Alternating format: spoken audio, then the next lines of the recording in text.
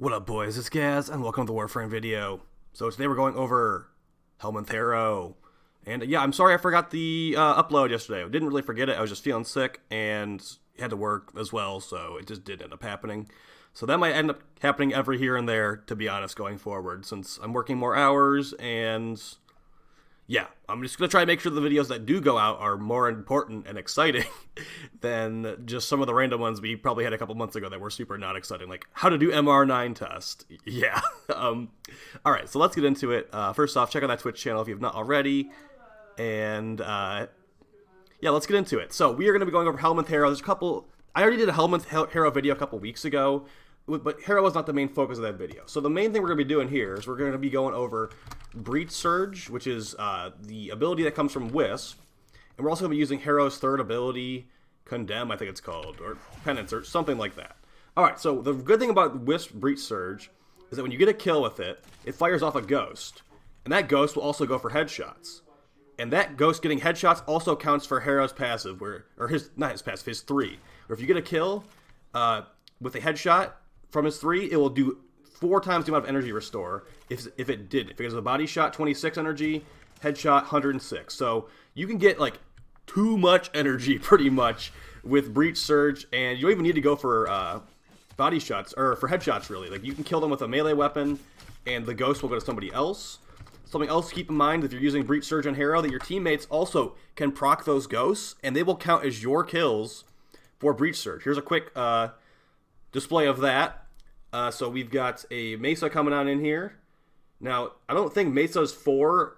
Well, they die too fast, to be honest. But if your teammates kill the enemy and then the ghost is created, because when you kill a ghost, or when you kill a enemy affected by Breach Surge, it's a 100% chance to fire off that ghost to attack another enemy.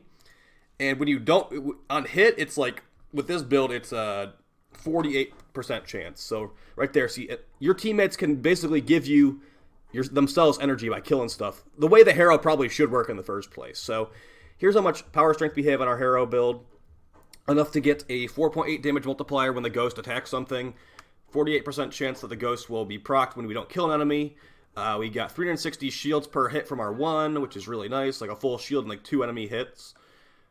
We get too much energy, to be honest, but, you know, that's okay. And we've got our 4, which is going to give us increased critical chance. This does apply to the ghost as well. Let's quickly show that. The ghost will actually crit.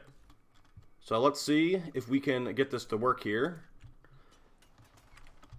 Does not have a ton of crit. These enemies are level 5 just for testing purposes. I'll show a mission gameplay here too. Alright, so we have 18% crit chance. You probably won't even be able to see it.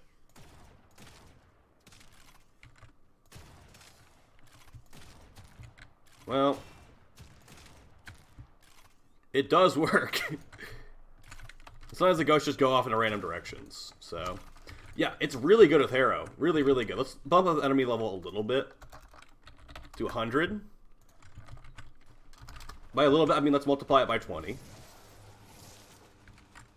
Once we get enough to get that increased crit chance, we'll make it real easy to shoot them. Alright. Just Harrow things. You see that orange crit right there? There was an orange crit right there too.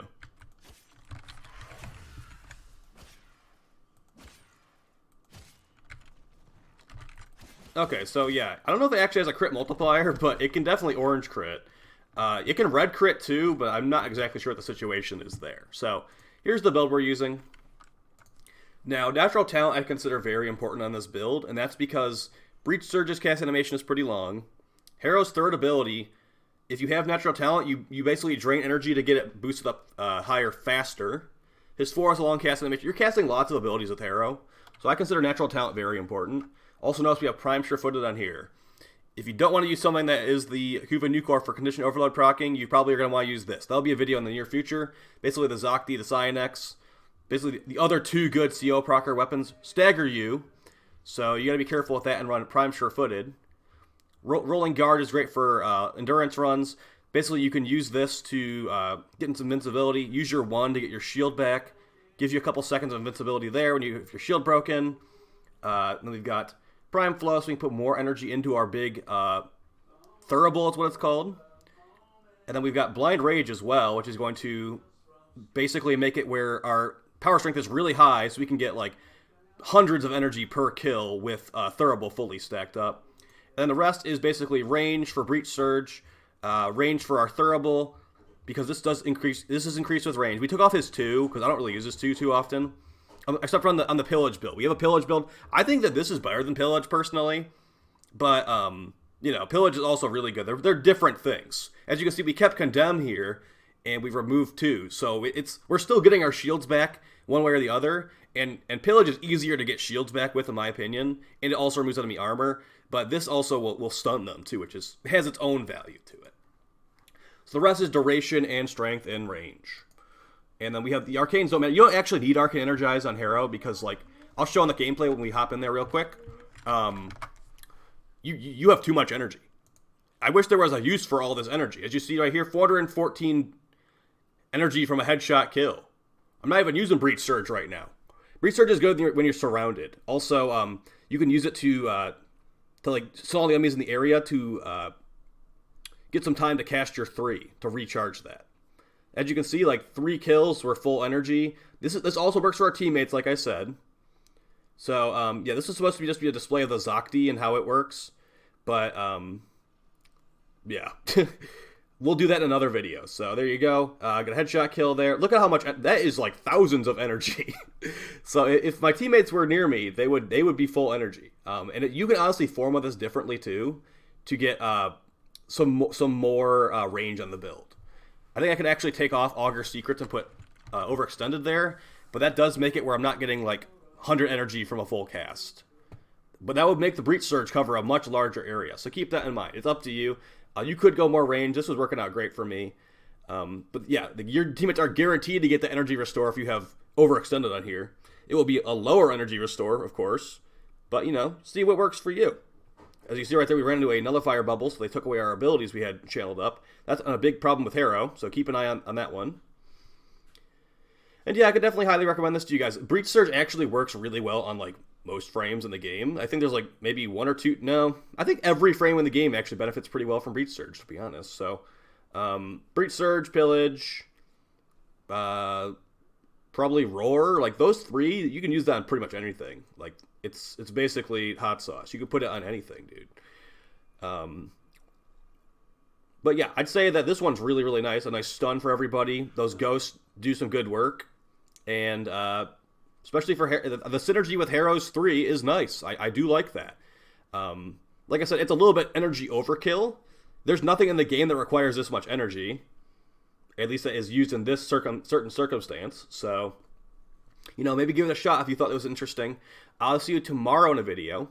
If you guys have any suggestions on Helminth videos you'd like to see in the future, definitely hit me up, because I have plenty of ideas. Just like, all that matters is I have to actually just record them at this point. So I have footage for like a zombie army Necros build, a couple Necros builds actually.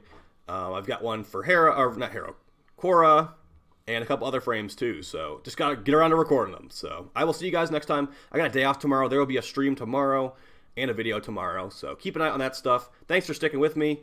Thanks for all the support on the channel, getting that Twitch partner. Really, really happy about that. We will actually be talking about a game that we will be covering in the future as well, that we just got thrown into the partner program for that one recently too. And you guys hopefully will like it. It seems pretty cool to me. So I'll see you guys next time for lots of more fun stuff. Peace, guys.